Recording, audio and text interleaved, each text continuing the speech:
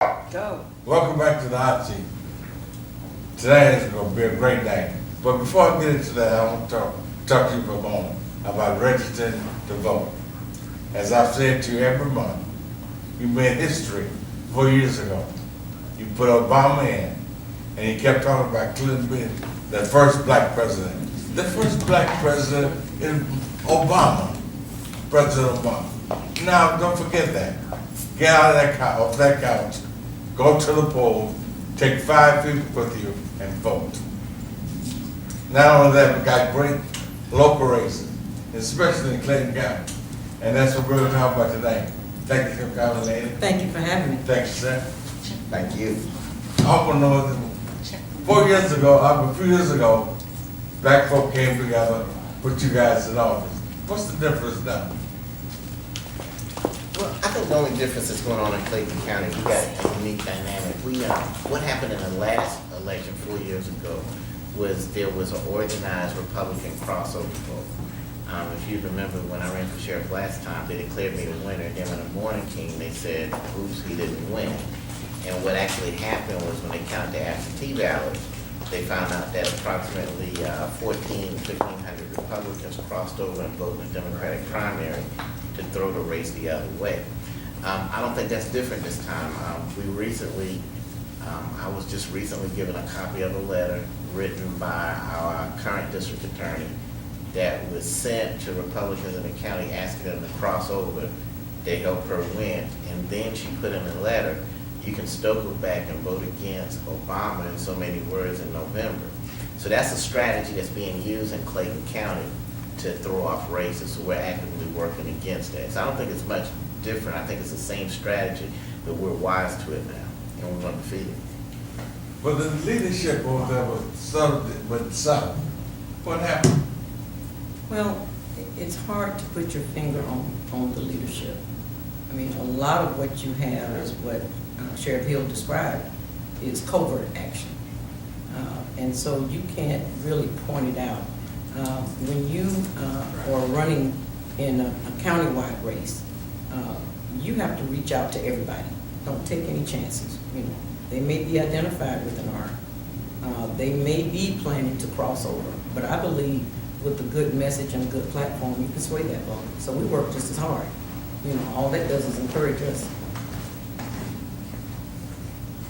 I understand one of your opponents had some problems this week Well, I don't think in the jail. I think he's had problems for 4 years in the jail. You know, the jail, my opponent lost control of the jail and took over. You know, we had a good military program in the jail.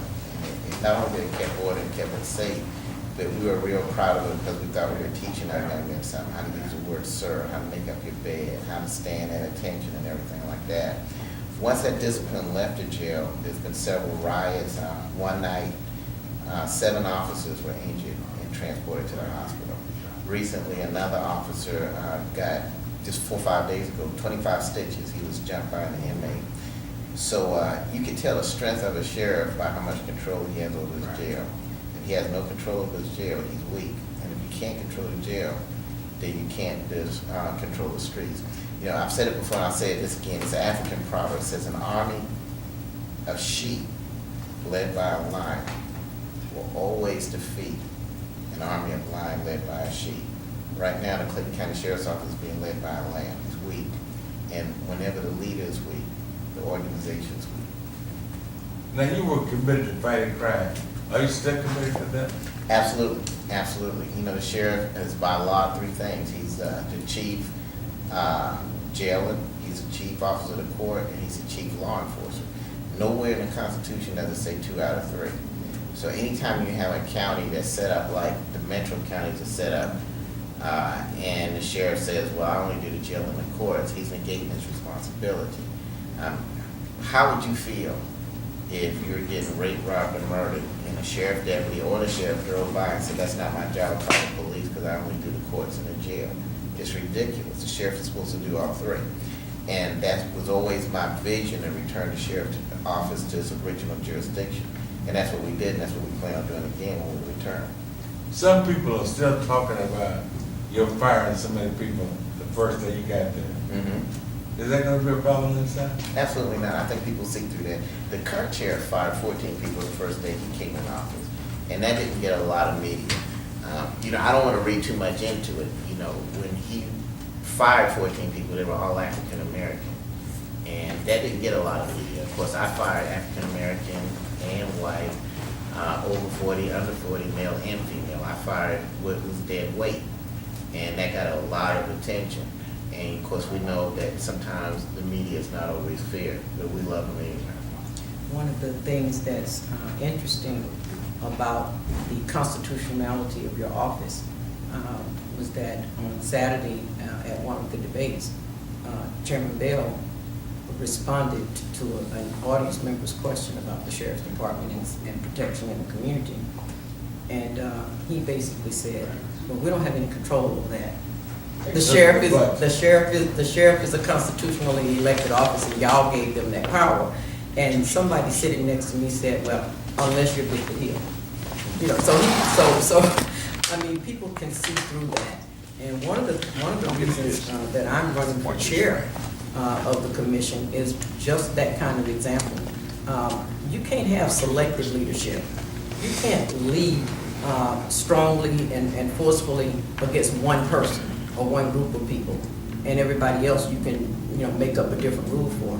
That's not fair, nor is it the right thing to do as an elected official, period. So across the board, we need strong leadership, but we need that leadership to be parsed out fairly. You were concerned about the budget Saturday. I was very concerned because I don't know whether it was a misspeak or he just simply doesn't know. But the chairman quoted the fact that he had balanced the county's budget, and he'd done several things to balance it, and that we were working with a $171 million budget.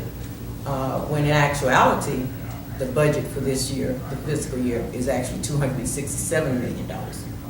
So there's a whole $100-something million missing. Now, Before did you start. you misspeak, or did you just not know? And the other interesting thing about it was during the budget hearing, during the vote on the budget at county commission meeting, Chairman Bell is in the minutes is saying, because I was sitting there, this is my first time seeing this budget. So if that was your first time seeing that budget on the night that they voted on it, how do you tell us on Saturday, you wrote the budget, you reduced the budget, you balanced the budget? Either you saw it and you worked on it, or you didn't see it. And if you don't even know how much your county budget is, how can you effectively be running the county with it? That's a concern. We're gonna take a little break, but we'll be right back. So turn that down.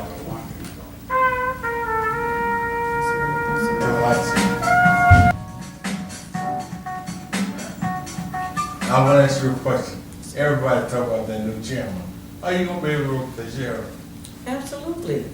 I have no problem working with the sheriff at all.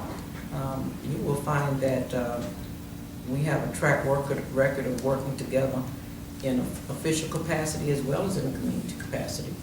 I remember us banding together not only in the anti-violence efforts, trying to save our young people's lives, but when Hurricane Katrina hit and we initiated the relief efforts, one of the first people I called was Sheriff Hill, who immediately volunteered, not only professionally but personally. And we did great things in the county that the press never gave any credit for, but that's not why we do what we do. What have you done for the county? Oh my God. Well, I think one of the most significant things that I did for Clayton County was in the late 80s, early 90s, there was still a lot of racial division. There were cross burnings and there were a lot of tension in the community. And I actually brought to the county the Human Relations Commission. Worked with the county commissioners at that time, Lou Heisel, worked with the chief of police, Ronnie Clackham, and I actually drafted and wrote the language that established the Clayton County Human Relations Commission. Brought in the governor's appointee, a lady by the name of Joy Berry, and other leaders around the state into the county to try to resolve that. So, I mean, from that to working with the PTAs, all of my children attending Clayton County schools, working to organize training programs for our young people. One of the things that I'm very proud of is that one year we sent 7 students, one from every high school in the county, to Venezuela, to the World Youth Peace Festival. And we didn't have a grant, we raised the money. That we were that committed to it, and we made sure that they went, one from every high school, and those students came back and did reports and engaged with the students that were here. Those kinds of things are invaluable. I fought for the accreditation for the school system. Front lines, fought to keep the accreditation. If you really look at it, we spend a lot of time trying to pay somebody's light bills. I spend a lot of time helping somebody get out of jail or find a job when they get out. I run a nonprofit program in Clayton County that actually helps ex-offenders find jobs. We prepare their resumes, we do job coaching, we actually try to do job development, working with the Labor Department and others. But this is an everyday thing for me. You would say that victory costs the county money. Well, here's the thing. The way that the Constitution is written, he was an independently elected official, a state official. If the chairman of the commission had not filed suit against him, there wouldn't have been a lawsuit and the money wouldn't have been expended. That is the truth. Okay, so in your opinion, the chair was in a position to bring suit and he brought suit? He was not. My contention was that he did not have legal standing to file that suit. But did it anyway? Probably the best example I can give you, that wasn't the first time that happened. We made a decision to take the sheriff's office in a new direction, and we decided to change the uniforms and change the car. True story, you look it up in the Georgia Supreme Court, the chairman sued us. He said, you didn't give permission for me to change the color of the car. And literally sued me and the sheriff's office for changing the colors of the cars. We appealed it, and the Supreme Court said the sheriff can put the car any color he wants or any design he wants. That doesn't come under the purview of the chairman. That's a decision and the sole discretion of the sheriff, and that the sheriff has complete control over the vehicles. Think about the time and money that was wasted, time and money was spent trying to decide if he had enough power to decide what color the cars of the sheriff's office cars are going to be if they're going to stay brown. And that time and money could have been spent accomplishing something for the county, which our current chairman hasn't accomplished anything for the county. And it was just a distraction. I could have got more drug dealers instead of dealing with him on that. One of the things that I will say also about time and money, and one of the primary reasons for my running, was when we lost the transit system in Clayton County. It was very difficult to see people displaced from their jobs or not be able to continue their education because they could no longer get there. We actually in the legislature were successful in passing legislation that would give Clayton County $49 million per year indefinitely just for public transportation, which meant everything was on the table. MARTA would operate the system because we voted to become a part of the MARTA system. So MARTA would operate. It also meant that we could take the rail from the airport and bring it all the way through to Lovejoy, which is what the city officials wanted to do. I know that we worked very well with the Lovejoy Mayor and Council. They supported the efforts. We established an organization called Friends of Clayton Transit, which included members of the Atlanta Regional Commission. It included members of the Transit Workers Union, and the citizens in the community with some of the clergy support. But we actually pushed that legislation through in 8 days. Passed in the House, only 6 people voted against it. That's a Republican administration. Do you know how significant that was? Only 6 people voted against it out of 180. And then in the Senate, in the Senate, only 2 people voted against it. Governor signed it. We put on the referendum. It was a non-binding referendum, but 70% of the citizens of Clayton County voted for that legislation. So the question becomes, where are the buses? Where is the train? And it simply lies to the chairman of the county commission and the county commission. Never once in these last 2 years have they put the issue on the agenda. Not once. What about the county commissioners? Has they done that yet? Never. That's where it is done? The chairman sets the agenda for the meetings. Well, that's where it is done? It's not even on the agenda. And the saddest thing of all is that that legislation sunsets in November. It goes away in November of 2012, simply because the way we wrote it, we didn't want the state bill, the T-Splice, to end up costing Clayton County taxpayers 2 pennies. So we were wise in that when the state's legislation kicks in, our position would recede. Not knowing that the county commission, even if money was the reason they could not afford C-Tran, we've now given you $41 million more than you needed. Why not use it? That also excludes $17 million from the airport that we're entitled to already. So the city of the county is coming out with a short. All the time. So your election means that we can turn this around. My election means that we can take into account the citizens of Clayton County and put them first. Put them first. We will stop giving away resources. You and the DA used to work very well. Is that gonna happen anymore? You said the former The DA? Yeah. Yeah, former DA and I work very well. Is that gonna be a problem this time? Nothing's gonna be a problem. We got a mission, and we're gonna make sure that mission is accomplished. There's gonna be no. I did lose the sheriff, and I did lose the chair. But we're gonna talk about that for just a moment. Let me just ask the chair. Madam Chair, will you be the first black woman? I actually would be the first woman chair of the Clayton County Commission, black or white. But that's not unusual. I was also the first chair, black, white, or male, or female, of the Clayton County Board of Elections. And so I'm not new to being first. It's okay. Sheriff, quick question. Is there gonna be a difference between the current sheriff and you? Oh, absolutely, absolutely. Once I'm sheriff again, we're gonna change the atmosphere as far as the perception. Right now, Clayton County doesn't even have the perception of safety. We've got criminals that have become so bold, they're pointing sniper rifles at kids as they get off the bus. And what we're gonna do is we're gonna make sure that when they cross the county line, they think twice, or they don't cross the county line at all, just like we had it before. You know, once when I was commissioner, the one thing I want to do is push the crime into Clayton County as a mother of the Camp County. But get it out of it Put now. your name on the list. Absolutely. Yeah. And you know, I'm not gonna push it any particular place, but it's gonna be a clear message that they have to leave. You know, where they Make go. it so uncomfortable they have to leave there. Absolutely, absolutely. And that we got a clear mission, a clear plan to make that happen. Right now, we got astronomical burglaries. Matter of fact, the deputy that lost his life was killed by a weapon that was taken from a burglary of an officer's house. That's unacceptable. And the first thing we're gonna do is we're gonna make sure that we run those burglars out of Clayton County. It's not good when you go to work and you don't have that feeling of safety. You don't know if your possessions are still gonna be there. I met one woman on the campaign trail. A man broke in her house while her daughter, her 13-year-old daughter, was there. And she had to lock herself in a room and hide and get on 911. I'm gonna send a strong message to those guys that they need to find another county to break in house.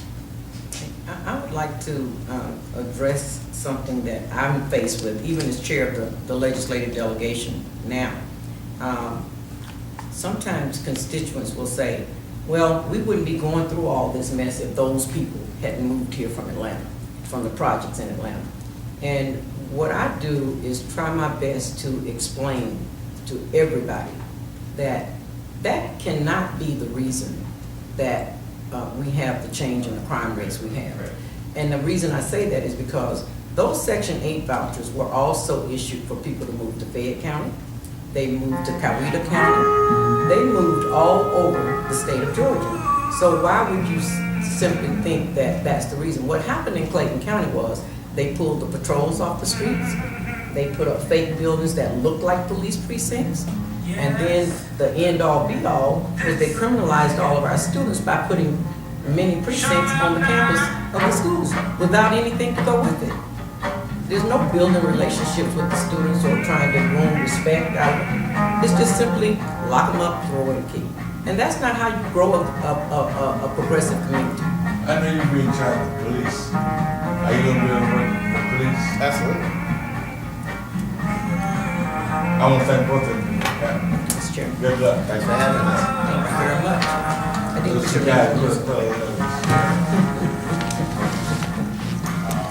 they moved when they were sheriff.